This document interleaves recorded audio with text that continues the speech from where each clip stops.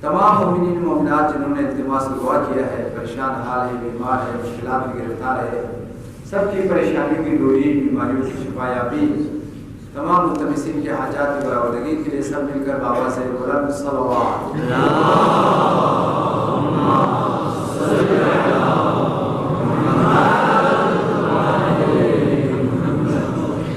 شب جمعہ ہے، تمام مردوں مومنین و مومنات خصوصاً ہم سب کے حقداران، اس مسجد کے بانیان، شہداء، علماء، محسنین ملت، سب کی درجات کی بلندی کے لیے بار دیگر بابا سے بلند صلوات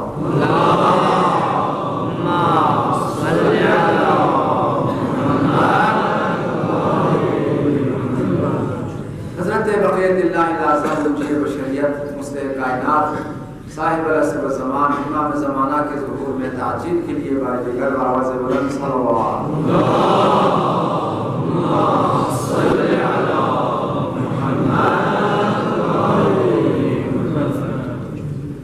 مومنین کرام، رمضان المبارک میں کچھ اعمال ہیں، ان اعمال کی طرف بہت زیادہ تاکید، سفارش اور ہماری توجہ کو مبذول کیا گیا ہے، اور خود ائمہ طاہرین نے بھی رمضان المبارک میں ان اعمال کو بہت زیادہ بجا لایا ہے، اور ہمیں بھی تاکید کیا ہے کہ ان اعمال کو ضرور بجا لایا کرو۔ ان اعمال میں سے جو رمضان المبارک میں بہت زیادہ تاکید ہے، بہت زیادہ سفارش ہے، اصل اس ماہ کی جو ہے نا سب سے اہم ترین عمل یہی عمل ہے، وہ دعا کرنا ہے، مناجات کرنا ہے، اپنے حاجات کو بارگاہ الہی سے طلب کرنا ہے۔ سرور کائنات کا فرمان ہے، بے شمار دعائیں جو ہے اللہ تعالیٰ مومنین کی ماہ رمضان میں مستجاب کرتا ہے۔ جو بھی دعا طلب کرے، سال بھر جو دعا قبول نہیں ہوئی ہے وہ رمضان میں قبول ہو جاتی ہے، رمضان میں مستجاب ہے۔ فرمایا دعاؤکم فیہ مستجاب، جتنی بھی تمہاری دعائیں ہیں رمضان میں ساری دعائیں مستجاب ہیں۔ وعملکم فیہ مقبول، جو بھی عمل پڑھا جاتا ہے بارگاہ الہی میں اس کو خدا قبول کرتا ہے، اعمال کو قبول کرتا ہے، دعاؤں کو مستجاب کرتا ہے۔ اس کے بعد فرمایا یہ صرف رمضان کی خصوصیت ہے، نومکم فیہ عبادہ، کسی اور مہینے میں سو جانا وہ عبادت کا درجہ نہیں رکھتا، لیکن رمضان میں اگر مومن روزے کی حالت میں سو بھی جائے اللہ تعالیٰ اس کے لیے عبادت کا درجہ عطا کرتا ہے، عبادت کا ثواب عطا کرتا ہے۔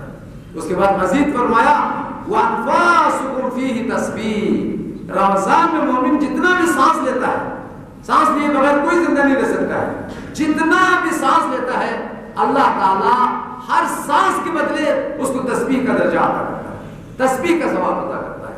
لہذا ماہ مبارک رمضان ماہ دعا ہے، ماہ مناجات ہے، اور اللہ تعالیٰ اس مہینے میں بے شمار جو ہے وہ دعاؤں کو قبول کرتا ہے۔ خصوصاً برادران عزیز مومنین کرام، 4 اوقات آپ کو بیان کرتا ہوں، ان 4 اوقات میں ضرور دعا کریں، اور یہ جو اوقات ہیں یہ خاص اجابت کے اوقات ہیں، خاص رحمتوں کے نزول کے اوقات ہیں۔ بارگاہ الہی سے فرشتے آتے ہیں زمین پر ہماری دعاؤں کو لینے کے لیے، ہماری درخواستوں کو بارگاہ الہی میں پہنچانے کے لیے۔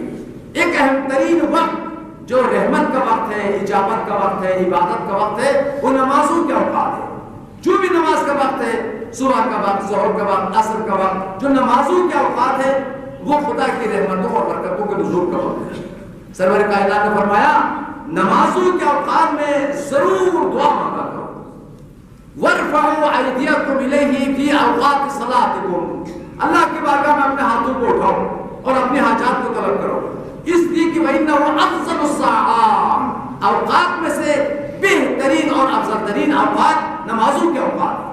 نمازوں کے اوقات پیغمبر نے فرمایا یجیبہم اذا ناجوہ ویلویہم اذا نادوہ، جب خدا کو پکارے تو خدا بندے کے لیے لبیک کہتا ہے، جب خدا سے حاجت مانگے تو اللہ تعالیٰ اس کی حاجت کو عطا کرتا ہے۔ اور پھر فرمایا وَيَنْصُرُ عِبَادَهُ بِالرَّحْمَةِ، خدا اپنی رحمت کی نگاہوں سے بندوں کو دیکھتا ہے نمازوں کے اوقات میں۔ 4 لفظ آیا ہے، يَنْصُرُ عِبَادَهُ، خدا بندوں کو دیکھتا ہے، وَيُلْبِيهِمْ، بندوں کی صداؤں کو سنتا ہے، لبیک کہتا ہے، وَيَسْتَجِيبُهُمْ، اور ان کی دعاؤں کو مستجاب کرتا ہے، وَيَقْبَلُ لَهُمُ الْحَسَنَاتِ، جتنے بھی عبادات ہیں ان ساری عبادات کو، نماز ہو، دوسرے اعمال ہو، ان کو قبول کرتا ہے۔ لہذا نمازوں کے جو اوقات ہیں وہ اوقات اجابت ہے، اوقات رحمت ہے، ضرور دعا کرنی چاہیے۔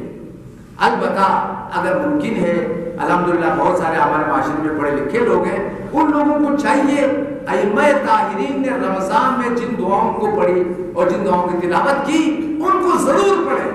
یہ بڑی بدبختی ہے عزیزان گرامی، اس مہینے میں جتنی دعائیں وارد ہوئی ہے کسی اور مہینے میں نہیں ہے۔ سحر کے وقت الگ دعا ہے، افطاری کے وقت الگ دعا ہے، شب قدر کی الگ دعا ہے، اور اسی طرح سے دعائے مجیر ہے، دعائے افتتاح ہے، اور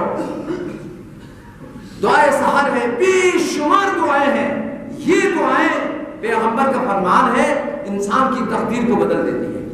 اگر تم ان دعاؤں کو پڑھو گے تمہاری تقدیر بدل جائے گی۔ اگر غریب ہے تو امیر بنے گا، مریض ہے تو شفایاب ہوگا، اگر بدبخت اور جہنمی انسان ہے تو اللہ تعالیٰ ان دعاؤں کی توفیل اس کو جنت عطا کر لیتا ہے۔ لہٰذا یہ دعائیں انسان کی تقدیر کو بدل دیتی ہے۔ اس مہینے میں ضرور دعا کرنا چاہیے۔ دعا اس مہینے کی روح ہے، اس مہینے کی جان ہے۔ بالخصوص عزیزان گرامی آپ کی خدمت میں عرض کیا 4 اوقات، ایک وقت نماز ہے، اوقات نماز میں دعائیں ضرور کرنی چاہیے۔ ٹھیک ہے، اگر آپ کو امام ائمہ کی عربی دعائیں نہیں آتی ہے، اپنے ہاتھوں کو بلند کریں، اپنے الفاظ سے کہیں، تو رحیم ہے، تو غفور ہے، تو ارحم الراحمین ہے، پھر اپنے حاجات کو، پہلے اپنے گناہوں کا اعتراف کرے، اپنے خطاؤں کا اعتراف کرے، پھر محمد اور محمد کو وسیلہ قرار دے کر اپنے الفاظ میں دعا کرے۔ اللہ تعالیٰ آپ کے الفاظ کو سنتا ہے اور آپ کی دعاؤں کو مستجاب کر لیتا ہے۔ ایک اوقات نماز، دوسرا جو وقت ہے وہ اوقات افطاری ہے۔ سرور کائنات کا فرمان ہے الدعاء تستجاب عند الافطار، افطاری کا وقت جو بھی بندہ خدا سے طلب کرے اللہ تعالیٰ اس کی حاجات کو پورا کرتا ہے۔ جب انسان یہ دعا مانگ لیتا ہے اللہم لک صمت وعلی رزقک افطرت وعلیک توکلت، خدا تیرے لیے روزہ رکھا ہے، تو پروردگار کی طرف سے آواز آتی ہے ہاں تو نے میرے رضا کے لیے بھوک کو برداشت کیا ہے، پیاس کو برداشت کیا ہے، اب بتا تو کیا چاہتا ہے، تو نے میرے خوشنودی کے لیے روزہ رکھا، مجھے خوش کر دیا، اب تو بتا تیری رضا کیا ہے، تو کیا مانگتا ہے؟ جو بھی افطار کے بعد دعا مانگے اللہ تعالیٰ اس کو عطا کر دیتا ہے، اس کی دعا کو مستجاب کر لیتا ہے۔ لہٰذا اوقات افطار میں افطاری سے پہلے کوئی نہ کوئی دعا ضرور کرے۔ پیغمبر نے فرمایا پہلے دعا کرو پھر تم افطاری کرو، اس لیے کہ خدا تمہیں دعاؤں کو مستجاب کر لیتا ہے۔ اور تیسرا وقت عزیزان گرامی، یہ وقت بھی انتہا رمضان المبارک میں اہم ترین اوقات میں سے ہے۔ شب جمعہ، 4 کم سے کم رمضان المبارک میں شب جمعہ ہے، ان میں سے ایک تو گزر گئی، ایک آدھی دوسری جو ہے شب جمعہ ہے۔ روایات میں آیا ہے شب جمعہ شب اجابت ہے، شب رحمت ہے، شب مغفرت ہے. جو بھی مومن شب جمعہ بارگاہ الہی سے دعا کرے اس کی دعا ضرور قبول ہوتی ہے. ہمارے ائمہ عام سال میں بھی شب جمعہ کو بے شمار دعائیں پڑھتے تھے، اور بخصوص رمضان مبارک کا جو شب جمعہ ہے اس میں سوتے نہیں تھے، پوری رات شب داری کرتے تھے، دعا کرتے ہوئے، نماز پڑھتے ہوئے، قرآن کی تلاوت کرتے ہوئے. حضرت امام حسن علیہ السلام کا فرمان ہے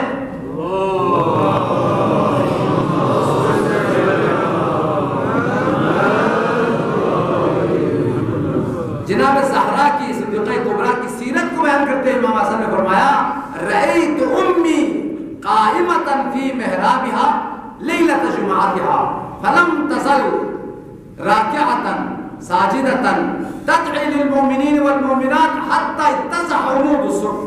امام حسن نے فرمایا تمام شبهای جمعہ بخصوص رمضان المبارک کی جو 4 شب جمعہ ہے، میں نے میری والدہ کو دیکھا کہ پوری رات شب داری کرتی تھی، راکعۃ، کبھی رکوع کی حالت میں، کبھی سجدے کی حالت میں، کبھی نماز کی حالت میں، کبھی دعا کرتے ہوئے، کبھی قرآن پاک کی تلاوت کرتے ہوئے، پوری رات شب داری کرتے ہوئے دعا میں پوری رات کو گزار دی. حتی اتضح عمود الصبح، یہاں تک کہ صبح کے سفیدی نمودار ہو گئی. پھر امام حسن نے فرمایا میں نے اول رات سے لے کر آخر رات تک والدین گرامی کو دعا کرتے ہوئے، عبادت کرتے ہوئے، بارگاہ الہی میں گڑاتے ہوئے دیکھا، لیکن کبھی بھی اپنے ذات کے لیے دعا نہیں کی. تدعی للمؤمنین والمؤمنات، کائنات کے مومنین کی نجات کے لیے دعا کی، ان کی مغفرت کے لیے دعا کی، بیماروں کے لیے دعا کی، اپنے کبھی دعا نہیں کی. امام حسن کا فرمان ہے قلت یا اماں لم تدعی لنفسک، میں نے جناب والدہ گرامی حضرت زہرا سے عرض کیا ہے میرے والدہ آپ نے اپنے لیے کیوں دعا نہیں مانگی؟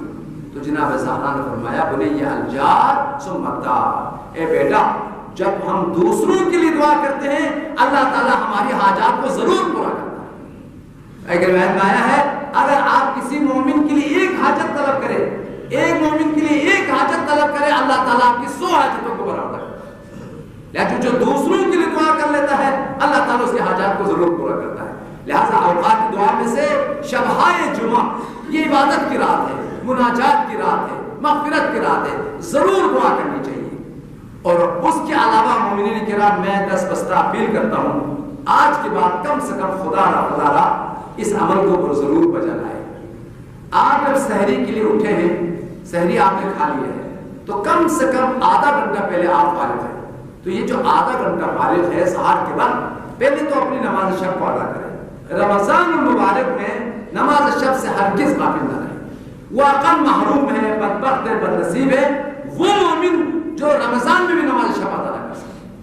نماز شب سے بڑھ کر بڑی عبادت جو انسان کی تقدیر کو بدلتی ہے، پریشانیوں کو دور کرتی ہے، رزق کے دروازے کھول دیتی ہے، اور خدا کی رضا اور خوشنودی کے لیے سب سے زیادہ مؤثر ہے، وہ نماز شب کی عبادت ہے. لہذا سحری کھانے کے بعد ضرور اپنی نماز شب ادا کریں. پھر نماز شب ادا کرنے کے بعد سحر کے وقت ضرور دعا مانگے. یہ قرآن پاک کی آیت ہے. سحر کا جو وقت ہے وہ وقت نجات ہے، وقت اجابت ہے، وقت رحمت ہے. قرآن کی آیت ہے یہ وَنَجَّيْنَاهُمْ بِسَحَرٍ، ہم ان سب کو سحر کے وقت نجات دیا ہے. وقت سحر پروردگار عالم نے قرآن میں نجات کا وقت قرار دیا ہے. جتنے بھی بیمار ہیں اللہ تعالیٰ سحر کے وقت ان کو شفا ملتی ہے. جتنے بھی بدبخت ہیں سحر کے وقت خدا ان کو خوشبخت بنا دیتا ہے. جتنے بھی اہل جہنم ہے اگر توبہ کرے، استغفار کرے، اللہ تعالیٰ ان کو جہنم کی آگ سے نجات عطا کرتا ہے. لہذا سحر کا وقت وقت جنت ہے، وقت نجات ہے. قرآن میں سحر کے وقت کو سب سے افضل ترین وقت کہا گیا ہے. 1,24,000 انبیاء، ان کے علاوہ ہمارے ائمہ طاہرین، کوئی بھی معصوم ہستی سحر کے وقت سویا نہیں. سحر کے وقت عبادت کرتے تھے، سحر کے وقت مناجات کرتے تھے، سحر کے وقت نماز شب پڑھتے تھے. یہاں تک کہ نہج البلاغہ میں ہے مولا کائنات نے فرمایا تِلْكَ سَاعَةٌ لَا يَدْعُو فِيهَا عَبْدٌ إِلَّا اسْتَجِيبَ. یہ وہ وقت ہے جس میں انبیاء نے عبادت کی ہے، انبیاء نے نماز شب ادا کی ہے. اس وقت میں کوئی بھی بندہ بارگاہ الہی میں ہاتھ نہیں اٹھائے گا مگر اس کا ہاتھ خالی نہیں آئے گا. لا يدعو بها عبد الا استجیب. جو بھی بندہ بارگاہ الہی میں حاجت طلب کرے اس کی حاجت جو ہے ضرور برآمد ہوگی. لہذا مومنین کرام سحر کھانے کے بعد سونے کی کوشش نہ کرے. جو سو جاتا ہے وہ واقعاً کھو جاتا ہے. وہ نماز شب کی فضیلت بھی کھو جاتا ہے, دعا کی سعادت بھی کھو جاتا ہے, بعض اوقات نماز صبح بھی کھو جاتا ہے. لہذا نماز صبح پڑھنے سے پہلے ضرور ضرور اپنی نماز شب کو ادا کرے. اس کے بعد جو ہے نا پھر دعا کرے, اور دعا جو ہے وہ ضرور مستجاب ہوتی ہے. لیکن اعزائے گرامی یہ بات یاد رکھیں ہم کن کے لیے دعا کریں. پیغمبر نے خود ہمیں دعا تعلیم دیا ہے, کنہیں دعا کرنا چاہیے یہ یاد رکھیں عزیزو. دیکھیں ہم اپنے لیے توبہ کر سکتے ہیں, اپنے لیے مغفرت کی دعا مانگ سکتے ہیں, نماز بھی پڑھ سکتے ہیں, صدقہ بھی دے سکتے ہیں, خیرات بھی کر سکتے ہیں. ہمارے لیے سارا کا سارا جو عبادت کا دروازہ ہے وہ کھلا ہوا ہے. لیکن زیر خواب جتنے بھی مرحومین ہیں سب کی حسرت ہے. ایک کاش کہ میں زندہ ہوتا تو رمضان کا روزہ رکھ لیتا, ایک کاش کہ میں زندہ ہوتا تو میں نماز شب پڑھتا, تو میں قرآن کی تلاوت کرتا. جتنے بھی مرحومین ہیں سب کی یہ دعا ہے, یہ تمنا ہے. قرآن پاک سورہ مومنون کا آیت ہے رب ارجعونی لعلی اعمل صالحا. جتنے بھی مرحومین ہیں سب خدا کی بارگاہ میں یہ تقاضا کرتے ہیں خدا ہمیں دنیا میں ایک مرتبہ پلٹا دے, دنیا میں بھیج دے. کیوں, کیا کرنا چاہتے ہو؟ اعمل صالحا, بہترین عمل کرنا چاہتے ہیں. ہم سے عمل کی فرصت ختم ہو گئی, عمل کی مہلت ختم ہو گئی. لہذا ہم دنیا میں جا کر بہترین اعمال بچا لا کے اپنے درجات کو, اپنے گناہوں کو بخشوانا چاہتا ہے. لیکن انہیں حسرت ہے, وہ مانگتے ہیں خدا سے, تقاضا کرتے ہیں پلٹنے کی, لیکن ان کو اجازت نہیں ملتی. کلا انہا کلمۃ هو قائلها, ہرگز یہ بات ہونے والی نہیں ہے. لیکن عزیزو ہمارے ہاتھ کھلے ہوئے ہیں, ہم اپنے مرحومین کے لیے مغفرت کی دعا کر سکتے ہیں, ان کے لیے خیرات دے سکتے ہیں. آپ اپنے باپ کو بخشوا سکتا ہے. یہاں تک کہ روایات میں آیا ہے اگر وہ جہنمی بھی کیوں نہ ہو, بیٹا اگر خیرات کرے, بیٹا باپ کی نمازیں ادا کرے, بیٹا جو ہے وہ باپ کے لیے مغفرت کی دعا مانگے, بیٹے کی عمل کی وجہ سے اللہ تعالیٰ باپ کو نجات عطا کرتا ہے اور عذاب قبر سے اس کو نجات عطا کرتا ہے. مستند اور معتبر روایات میں آیا ہے حضرت عیسیٰ ایک قبرستان سے گزر رہے تھے, تو جیسے ہی قبرستان پہنچے جناب عیسیٰ نے فرمایا بہت جلد اس قبرستان سے عبور کرو. تو جلدی جلدی جو ہے وہ قبرستان سے عبور کیا, چلے گئے. پھر جب پلٹنے لگے تو فرمایا ابھی ٹھہر ٹھہر کر ان کی مغفرت کے لیے دعا کرتے ہوئے اور ان کی نجات کے لیے دعا کرتے ہوئے آرام آرام سے اس قبرستان کو کراس کرو. تو حواریین نے حضرت عیسیٰ سے پوچھا اے اللہ کے رسول, جب ہم جا رہے تھے آپ نے بہت جلدی ہمیں حکم دیا, آتے وقت دعا کرتے ہوئے آرام سے گزرنے کا حکم دیا. تو جناب عیسیٰ نے فرمایا جب ہم یہاں سے گزر رہے تھے اس قبر پر عذاب برس رہے تھے. کئی افراد تھے جن کے اوپر عذاب آ رہا تھا. ان میں سے ایک قبر ہاتھ رکھ کے بتایا اس صاحب قبر کو اتنی عذاب کہ اس کی فریاد کی وجہ سے میرے کانوں سے ان کی فریاد ٹکرائی, کان کے پردے پھٹ رہے تھے. وہ عذاب ہو رہا ہے. کتنے چور ہیں, کتنے بے نمازی ہیں, کتنے معاذ اللہ کو ناس کھانے والے ہیں. ایسی بات نہیں ہے کہ خدا کے عدل وہاں پر کام نہ ہے. وہاں جتنے بھی گناہگار ہیں سب کے لیے تا قیامت عذاب ہے.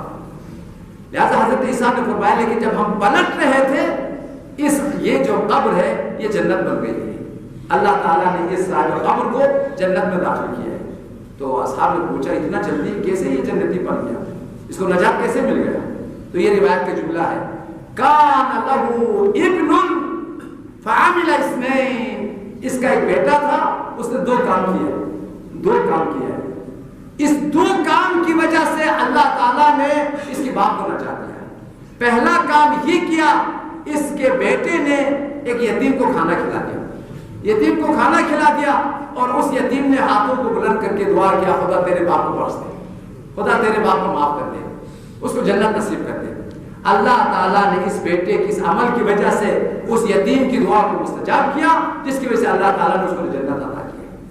اور دوسرا کام وَأَصْلَحَ طَرِيقًا لَهُ, ایک راستہ تھا جہاں سے لوگوں کے لیے آنا جانا بہت دشوار اور بہت مشکل تھا, بہت زیادہ مشکلات کا سامنا تھا لوگوں کے لیے آنا جانا.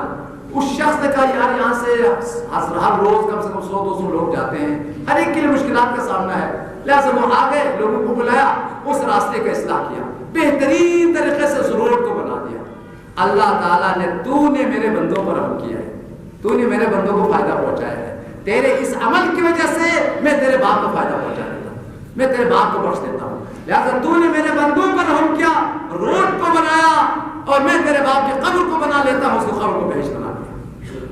عزیزان گرامی, میں یہ بات پہلے بھی کہہ چکا ہوں, ابھی دوبارہ کہتا ہوں, سڑک کا خراب کرنا, روڈ کا خراب کرنا, لوگوں کے لیے موانع مشکلات اور رکاوٹ کا کھڑا کرنا یہ گناہ کبیرہ ہے. جو دوسروں کا راستہ خراب کر دیتا ہے اس کا راستہ خراب ہوتا ہے. یہ بہت بڑا گناہ جو ہے نا, راستہ نہ دینا, راستہ خراب کر دینا یا راستے میں رکاوٹ کر دینا. میں نے اسی جگہ پر پچھلے سال روایت پڑھی ہے, لعنت بھیجی ہے اس شخص کے اوپر معصوم نے, پیغمبر نے, جو راستے کے اندر جو ہے رکاوٹ کھڑا کر دے, یا خدا نہ کرے یہاں تک کہ راستے میں وہ قضاء حاجت کر لے, راستہ خراب کر دے اس نے. لہذا راستے کا خراب کرنا گناہ کبیرہ میں سے, لیکن راستے کا بنانا, لوگوں کے لیے راہ ہموار کرنا عظیم اعمال اور عبادات میں سے ہے. اور میں نے اسی جگہ پر پچھلے سال عرض کیا تھا, امام زمانہ کے ظہور کے بعد سب سے پہلا کام سڑکوں کو ٹھیک کرے گا. لوگوں کے روڈ, جہاں روڈ کے موانع ہیں, آنا جانے اور رفت آمد کی مشکلات ہے, سارا کا سارا جتنے بھی رفت آمد ہے, جتنے بھی سڑکیں ہیں, امام زمانہ مواصلاتی نظام کو, یہاں تک کہ بڑے بڑے پہاڑ درمیان میں ہیں, سارے پہاڑ سب کے درمیان میں ٹونل نکالے گا. یہاں سے پنڈی جانا 5 منٹ کا راستہ ہوگا, جہاں پر 1 دن جانے کا ہوگا ٹونل سے 2 منٹ میں گزر جائے گا. پوری دنیا کا مواصلاتی نظام اتنا اچھا ہوگا, سارے کے سارے راستوں میں نہ کوئی خطر ہوگا, نہ کوئی راستہ دور ہوگا. لہٰذا امام زمانہ نے ہمیں جو حکم دیا ہے, میرے آنے سے پہلے جو راستہ بنائے گا وہ میرے اصحاب میں شامل ہوگا. بارگاہ الہی میں دعا ہے, خدایا تیری عزت ہو, تیری جلالت ہو, قدرت و کبریائی کا واسطہ, یہ ماہ دعا ہے, آج کی شب دعا ہے. خدایا تیری عزت کا واسطہ, تیری جلالت کا واسطہ, تیرے انبیاء کا واسطہ, خدایا ائمہ طاہرین کی بے شمار دعاؤں کا واسطہ, خدایا ہمیں دعا کرنے کی, مناجات کرنے کی توفیق عطا فرما. خدایا پروردگار ہماری دعاؤں کو اپنی بارگاہ میں مستجاب فرما. جتنے بھی پریشان حال لوگ ہیں, بیمار لوگ ہیں, مشکلات میں گرفتار لوگ ہیں, یہاں تک چاہتا معصومین, سب کی پریشانی, سب کی بیماریوں کو دور فرما. خدایا جو بستر بیمار پہ پڑے ہوئے ہیں, بہت بیمار کربلا, انہیں صحت کاملہ عطا فرما. خدایا جو زندانوں میں ناحق گرفتار ہونے رہائی عطا فرما. جن مومنین نے التماس سے دعا کیا ہے, بہت کا چارہ معصومین, سب کے آزاد شرعی پرواہ فرما. خدایا ہمارے مرحومین کی درجات کو بلند فرما, انہیں محمد و آل محمد کے ساتھ محشور فرما, امام کے ظہور میں تاجیل فرما. رحم اللہ من قرأ الفاتحہ.